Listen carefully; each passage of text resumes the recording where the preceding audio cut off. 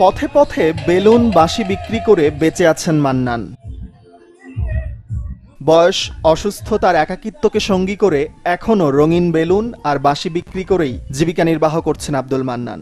স্বাধীনতার পর থেকেই তিনি পথে পথে ঘুরে এই কাজ করে যাচ্ছেন। নোয়াখালীর চৌমুহনী, মাথায় ব্যান্ডেজ, হাতে রঙিন বেলুন আর বাঁশি, এই সামান্য সম্বল নিয়েই জীবনের সঙ্গে প্রতিনিয়ত লড়াই করছেন আব্দুল মান্নান। স্বাধীনতার পর থেকেই তিনি এই পেশায় জড়িয়ে আছেন। বয়সের ভার ও শারীরিক অসুস্থতা তাকে থামাতে পারেনি। প্রতিদিন চৌমুহনী থেকে বেলুন ও বাঁশি নিয়ে নোয়াখালীর বিভিন্ন এলাকায় ঘুরে ঘুরে বিক্রি করেন তিনি। দিন শেষে যা আয় হয় প্রায় ৩০০ টাকা, তা দিয়েই কোনোভাবে চলে তার জীবন। বিগত স্বাধীনের পরেই আমার এই ব্যবসা নিয়ে কোনো মতো জীবনকে নির্বাহ করছি।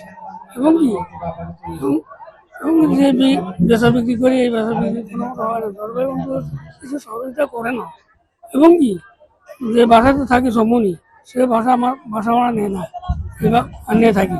আগামীর অগ্রগতির ভিত্তি আনোয়ার ইস্পাত, স্ট্রংগেস্ট স্টিল সিন্স 1978। ছেলেরা তো খুব খবর নেয় না, ছেলেরা জিজ্ঞাসা মানে এই ব্যবসা নিয়ে কোনো মতো নয়।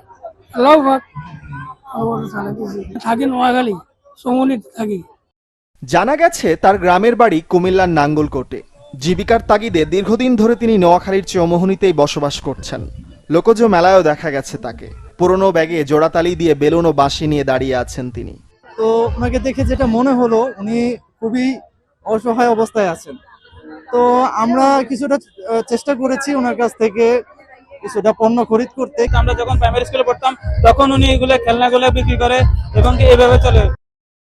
দর্শনার্থীরাও ছোটবেলা থেকেই তাকে একইভাবে দেখে আসছেন। সংস্কৃতি কর্মীরাও বলছেন এমন মানুষের পাশে দাঁড়ানো সমাজের দায়িত্ব। আমরা সবাই এখানে সুন্দর পোশাক পরে রঙিন আয়োজনে এখানে এসেছি উৎসব করার জন্য, আনন্দ করার জন্য। কিন্তু মান্নান মিয়া কি করছেন, এই যে আমাদের আনন্দ দেওয়ার জন্য কিছু জিনিস বিক্রি করে শুধু দুমুঠো ভাত খাওয়ার জন্য এই জিনিসগুলো বিক্রি করছে। তো এটি আমার কাছে খুবই খারাপ লাগছে, দুঃখ লাগছে। এই মানুষগুলোর দিকে আমাদের তাকানো দরকার।